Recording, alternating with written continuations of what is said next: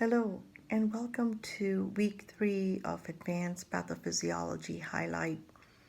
In week 3, we learned that many diseases do not have a single cause.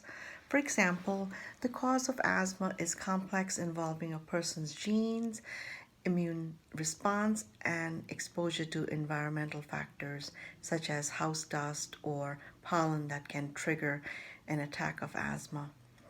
Another example would be heart disease that has many risk factors such as age, male gender, smoking, and high cholesterol, and lack of exercise. All diseases involve damage or injury to cells, which makes the cells stop functioning correctly or die. Asthma, for example, involves damage to the cell linings of the airway from an inflammatory response. Heart disease involves injury or even death to the heart muscle cells due to lack of oxygen or ischemia. Pulmonary disorders can be restrictive, that is, limiting lung volumes, or obstructive, that can limit airflow, or it could be both.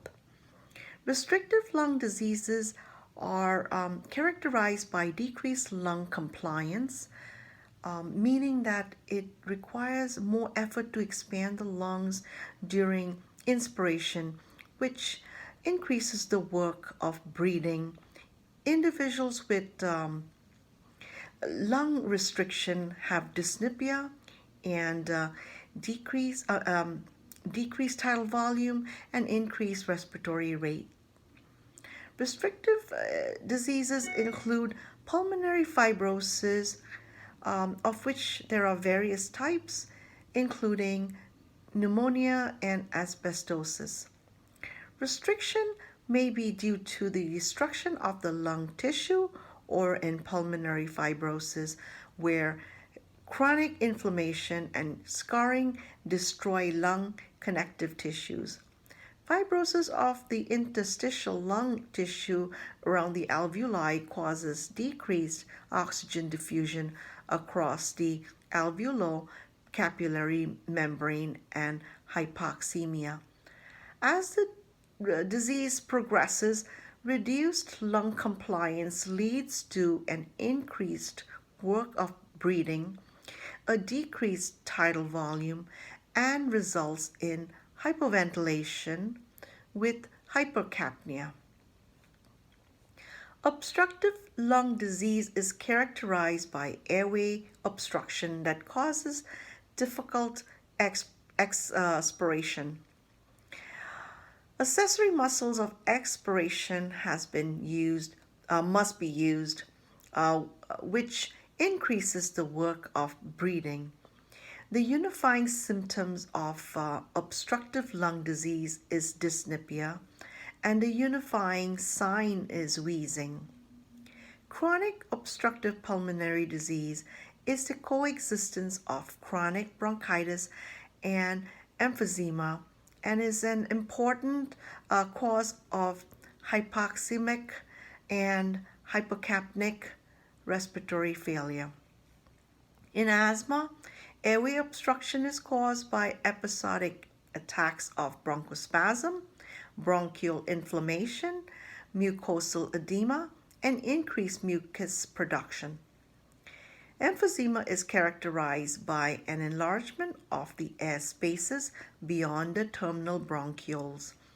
This is accompanied by the destruction of the alveolar wall. Airflow obstruction results from the inflammation and narrowing of the airways and the presence of inflammatory exudates. The loss of elastic tissue characterized by emphysema causes the airways to narrow and collapse.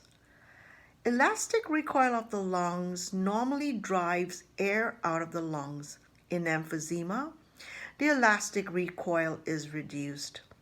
This makes the lungs easier to inflate, which means that lung compliance is increased. However, breathing out air from the lung is more difficult because during exhalation, airway obstruction traps air in the lungs. This is due to the airway obstruction and the loss of elastic tissue recoil. The airway starts to close during exhalation, so air which should have been exhaled is now trapped in the lungs. Chronic bronchitis causes airway obstruction resulting from inflammation, bronchial smooth muscle hypertrophy, and thick, tenacious mucus production. Acute respiratory distress syndrome, ARDS, is a form of acute lung inflammation and diffuse alveolar capillary injury resulting from direct pulmonary injury or severe systemic inflammation. Endothelial damage results in increased capillary membrane permeability, causing hypoxemia, and the tissue's remodeling causes fibrosis. Cardiac performance and stroke volume are influenced by three main factors: contractility, preload, and afterload. The Frank-Starling law states that stroke volume increases in response to an increase in end diastolic volume or preload when all other factors remain constant. Preload increases during volume loading or in response to venoconstriction. Afterload is the pressure the ventricle must achieve to eject blood. The left ventricle is more prone to develop heart failure than the right ventricle due to its workload and vulnerability to ischemia and other injuries. In left-sided heart failure with reduced ejection fraction, the Frank-Starling law mechanism stays intact. Still, over the time, the end diastolic and the end systolic volumes increase. The chambers dilate and the ventricular wall thins. The increase in end diastolic volume requires greater arterial pressure to fill the ventricle, causing increased pressure in the pulmonary vascular bed. This increase in hydrostatic pressure results in pulmonary congestion and impaired lung gas exchange. Reduced cardiac output limits activity and exercise tolerance. Lung diseases can cause right side heart failure, but often is caused by the left side heart failure. An individual with reduced stroke volume would exhibit compensatory increases in heart rate. Hypertension is associated with decreased ventricular stroke volume. The initiating event of MI is believed to be related to a thrombus, but the resulting disruption of flow to the myocardium is because of necrosis or apoptosis. Injuries to cardiac tissue caused by myocardial ischemia and infarction are indicated on the ECG by ST segment changes.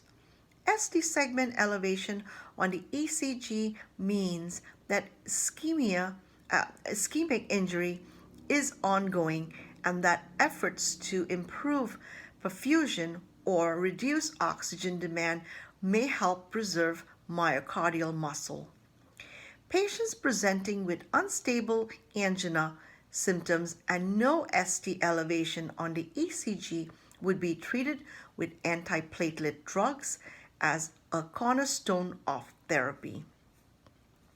The three classic symptoms of cardiac tamponade are hypotension, distended neck veins, and muffled heart sounds. And this concludes the highlight for week 3, and I will see you in week 4. Thank you so much for watching, and I believe the exam is coming up this end of week 4 on Monday. So it's only open for 24 hours, and best of luck with that. Thank you so much. Good luck. Bye-bye.